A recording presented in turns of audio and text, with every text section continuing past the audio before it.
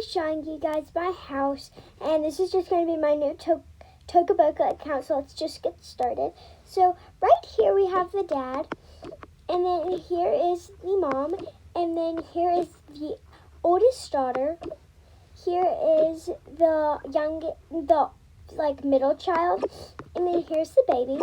Here we have this doggy, and then we have this iguana, lizard, whatever you want to call it. So that's like the outdoor porch area. So now, right here is the art room and also like the play area. Here we have the timeout area. Here is the living room. So here's just where they sit and stuff. Here's the kitchen, and then this right here is actually Cheesy Bop. So what Cheesy Bop is, it is just this right here, made into a large sandwich. So then here is the bathroom, and then I'm not sure if this is weird or not, but here's like the closet room. So this is where everyone keeps their clothes. Here are also my pet rocks. And then whenever we go upstairs,